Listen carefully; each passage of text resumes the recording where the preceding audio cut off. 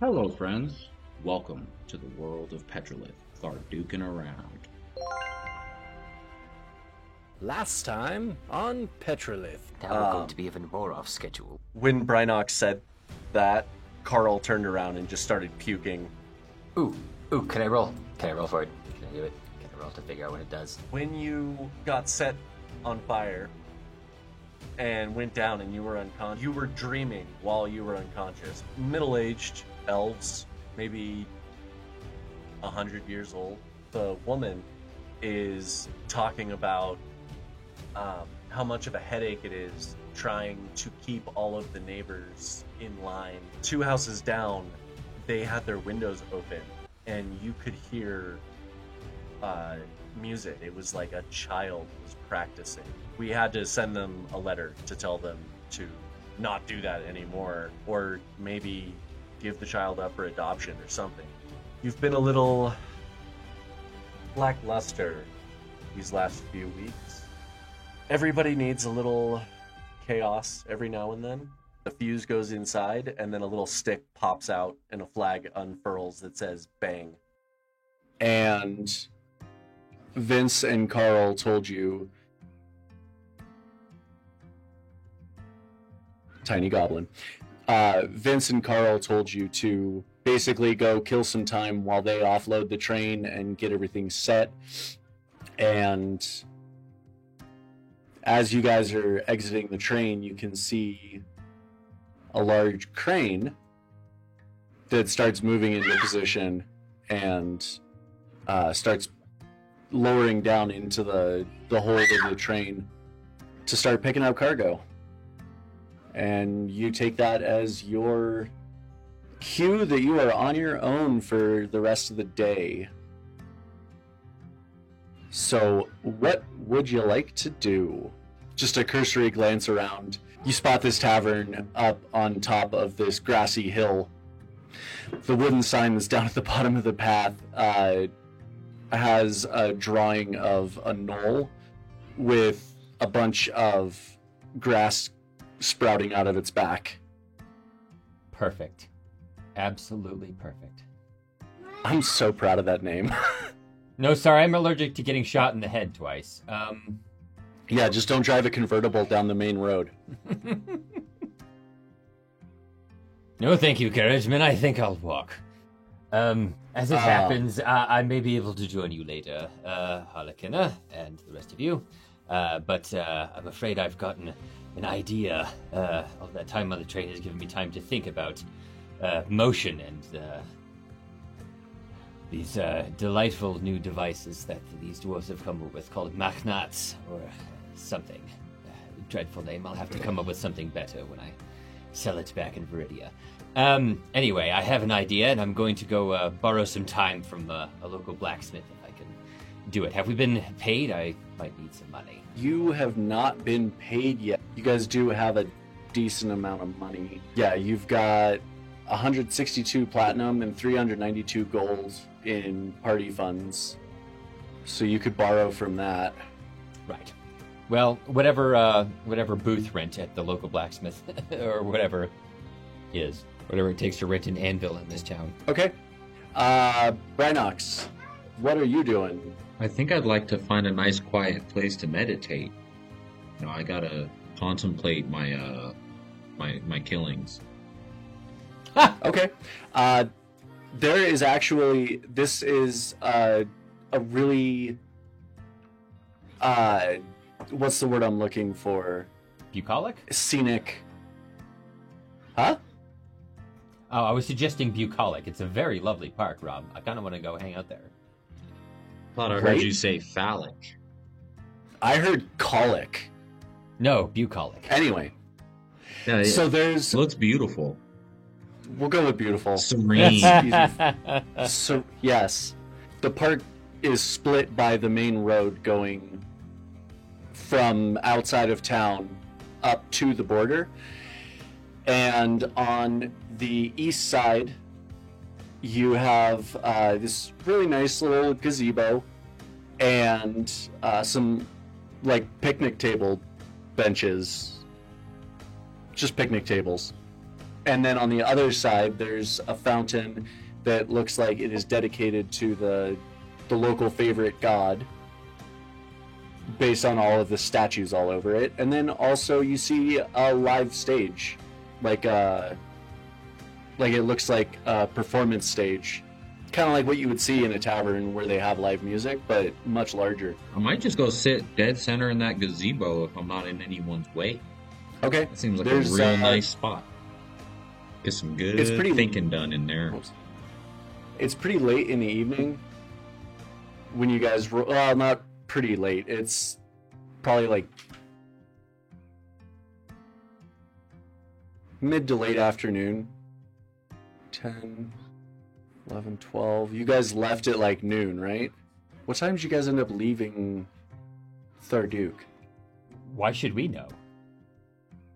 Time isn't Or, real. Not Tharduke. Grand Gron. Okay, sorry. It is early morning when you guys arrive, because between stopping for Glibbins and getting accosted by the other gnomes, and then also making a stop and filling out paperwork and writing reports, which the train crew had to do because of the attack, you guys didn't end up getting back underway. And the other upside to this is you all slept on the train, so you all got a long rest, which Hooray. is, I guess, how you leveled up. So either way, there's not a whole lot of people in the park. You can just go sit crisscross applesauce in the middle of the gazebo and hang out and meditate. Not the gazebo, Bryson. It's Are a you- trap. This, I fire an arrow at the gazebo. Reginald, you want to start heading up to the blacksmith? Oh yeah. Okay. I have. So you get a couple 100 feet up the road. Sure. I'm in here too. I can and move my all- dude around. Oh, my bad. I need to move this around though. So you get a couple 100 feet up the road, and you hear a familiar voice yell out. And it goes, "Hey, Reginald! Reggie, over here!" Oh dear. It's him again. Alright. Hi, hello. Yes, it's good to see you again. I see you made it out, of Viridia, alive and unharmed.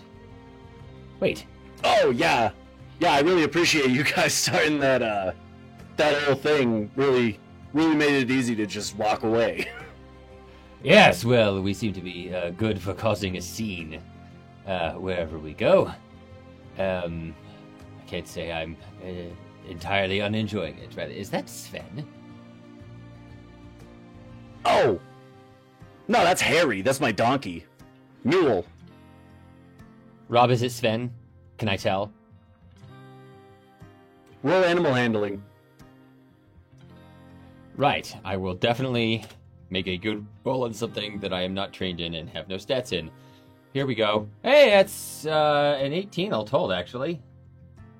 It's Sven. Would I be in earshot? And over here? I mean, we're right by the No. gazebo. Well, right by is a relative term. You're 100 feet from the gazebo. about 100 feet away. Fine. So probably not, but if you could have heard Janice yell out to Reginald, and if you were curious, you could have kind of like started paying attention. Sure.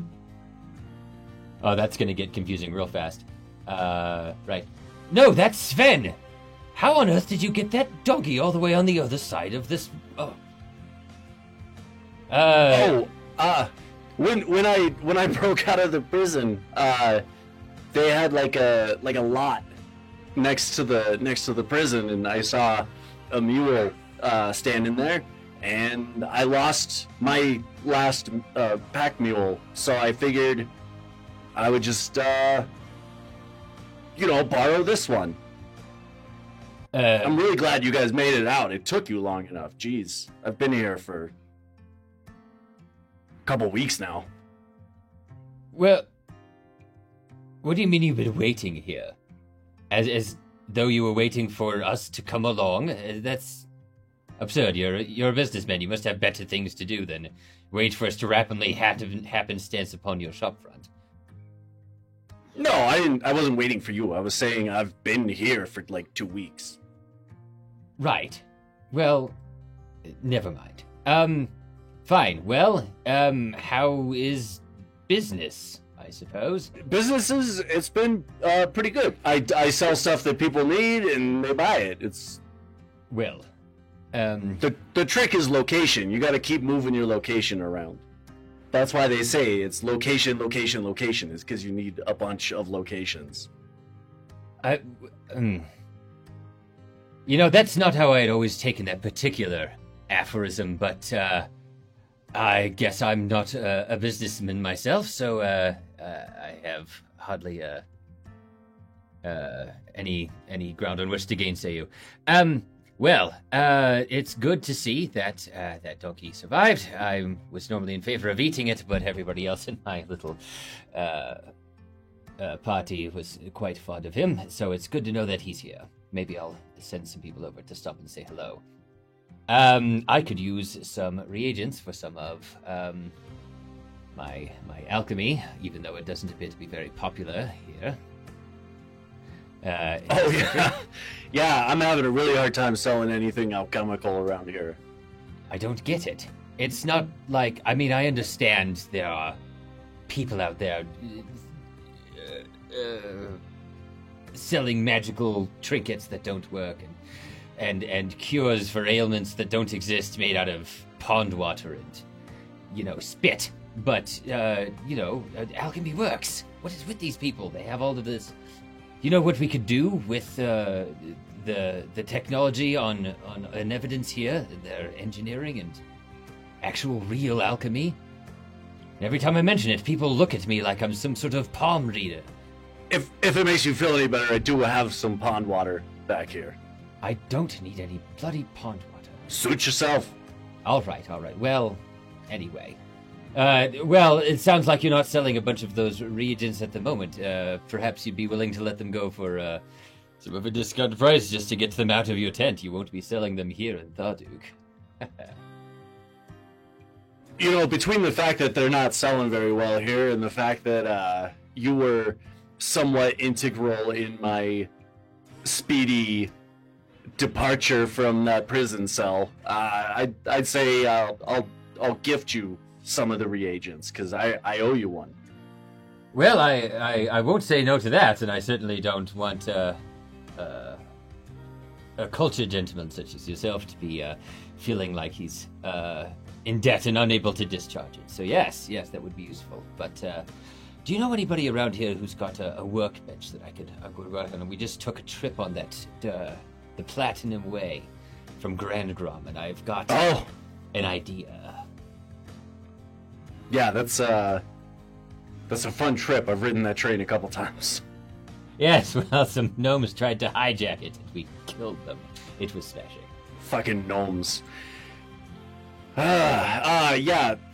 If you're looking for a workbench, go see Moffat at the blacksmith over there behind you. He just tell him I sent you over there, and he'll let you use some of his gear. Great. That's fantastic, Janice. Thank you again. It is again good to see that you're alive and well. We'll have to speak, you too. Later on some of your collections, but if you're going to be here for a while, I'm sure we can have that discussion. Good to see you, Sven. If this donkey expires, you let me know. All right. Well, I'm off. And Reginald is going to go... Sven looks very nervous. He should be. Reginald is going to go over to Moffat, the blacksmith, wherever he's at, and rent a booth and spend the rest of the scene hammering and laughing maniacally and throwing sparks into the air. Okay. You go up there and talk to Moffat, tell him that, unless you want to roleplay it out, but you go up there and talk to him, and he rents you a workbench for like 5 gold for the day. Great. Harl, what would you like to do? Oh, you're at the tavern. Azilla, is there anything you would like to do? What was it that we saw on the grassy knoll? The tavern is called the Grassy Knoll. Okay, then I would have followed in with Harl. Okay, so here's the tavern. There's a gnome behind the bar, who's also got his little book, kind of like the Harbor Inn. Except this one, the bar and the check-in desk are all one thing instead of having separate desks. It's not as fancy. But you walk in and the gnome greets you and goes, "Hey, what can I get for you?" Is the gnome's name Mickey? I'll take whatever mead you have on tap. "Oh, we got mead and we got you'd." Ha! Sorry, it's a little bartender joke. And he starts pouring out of a barrel that's stuffed underneath the bar. Oh, yeah, he did. Sorry, Lynn, what was that? I said, oh, he did. He got me. I peek around the corner to see if I pick up with anybody else in the tavern with us. No, it's empty. You get the feeling that most people aren't drinking at 8 o'clock in the morning. We're not most More people. breakfast mead for us. Well, you guys just got off the train. It's airport rules. Right? So Maltrek goes, "Well, is there sorry, is there anything else I can do for you?" Oh, just keep them coming. Okay. Did you guys want to have a conversation or do any investigating, or are you just here to drink? So I hear you guys have a gnome problem over on the railway. What's that about? You guys get them often? What the fuck do you mean a gnome problem? What do I look like? What the fuck do you think I am? A skinny dwarf? Fuck yourself, a gnome problem. We got a fucking whatever you are problem here. I mean, we don't need to, but... Okay, let me rephrase, short friend. What could be What are you calling short? Is that a stool you're standing on? Because, I mean, my apologies. This is my customer service stool. I don't have to put up with this. Alright, buddy.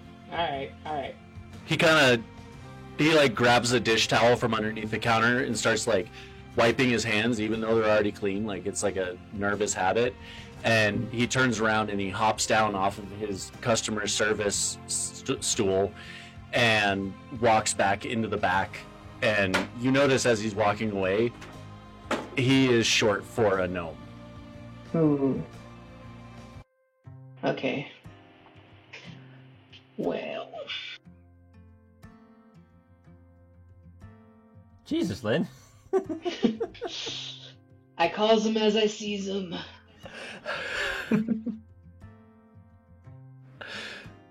Alright, so I'm gonna... You're supposed to be the person in this party with a positive charisma score. I also started drinking at 8 o'clock in the morning. Oh, well, that's fair. It is 8:02. That is not an excuse. The majority of the inhabitants of this town are gonna be gnomish. Yeah. Either gnomish or dwarvish. Okay. Alright. The dwarves usually, they're stouty enough that they don't get too offended in the shorter stacks. But They don't get as easily offended, but they're much worse if you offend them. The two of you are now alone in this tavern. alright, well, next scene. Okay, we're gonna go back to Brynox. Brynox, any marginalized groups you want to minimalize and what's the word I'm looking for? They seem pretty minimalized already, frankly. Short jokes.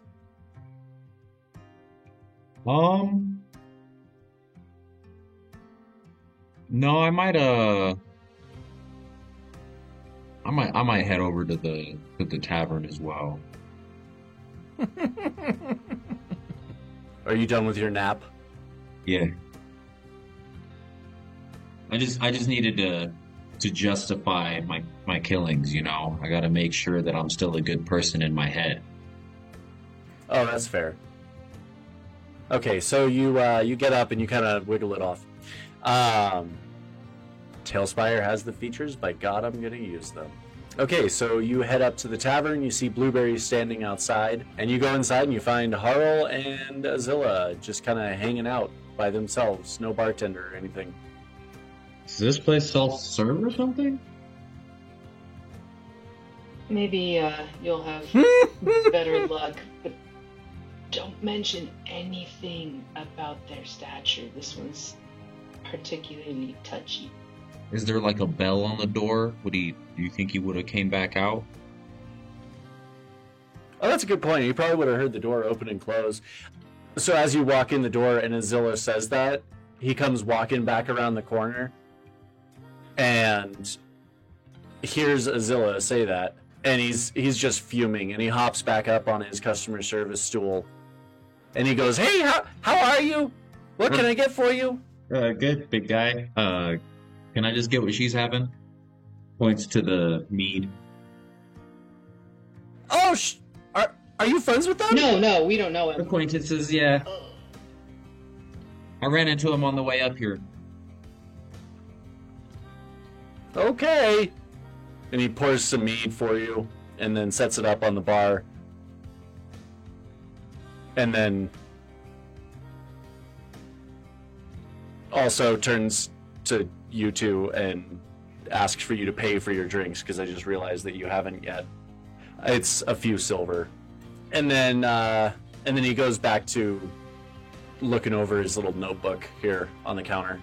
I put a couple gold on the bar counter and said, "Honestly, friend, no offense. Just keep these on to show. I appreciate your service, and I wouldn't want to be bothering you here. I'd probably be making a couple of stops, so."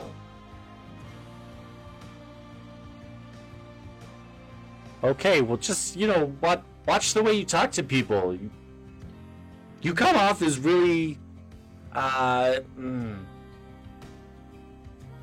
bitchy. Yeah, I get that. Look, I come from the streets, and maybe I'm a little too rough sometimes, but the efforts to make amends, these grand folk out there in the forest, I still am curious about them. Now, they were very tough, very strapping fighters, despite, maybe my lumberingness held me back, but they're very quick, very agile. Do you know anything about them? Good fighters out in the forest? What were they wearing? Were they wearing, like, all the same stuff? Seem more like general outfits. I'd say pretty natural materials. Hand stitching, maybe. I thought they did have uniforms, but maybe that was just the model that Rob was using. No, they did have uniforms. I made them specifically. Oh, I'm so sorry, my friend. Next time on Petrolith. Roll a history check. 18. This is what I think of your dreadful amber friction. You laughed at my alchemy. Fuck me, that makes me nervous. Please don't kill me. More current, man! More current! It's like a stout, but thicker. Like halfway between a stout and curdled milk. Well, the funny thing about this is it really drinking if you have to chew? Look, I don't need you to do anything. I don't need you to be violent. I don't need you to be mean to the guy. Just let him know that I understand that with the way I talk, it's hard to say anything without making it sound like a threat of violence. Meta Pigeon.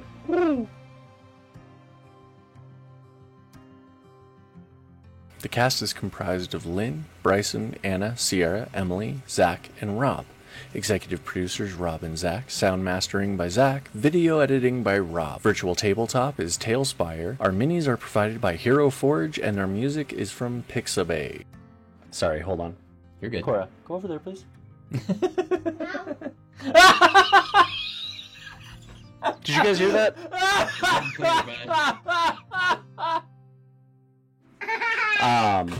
Whoops. Sorry. Her alignment is chaotic.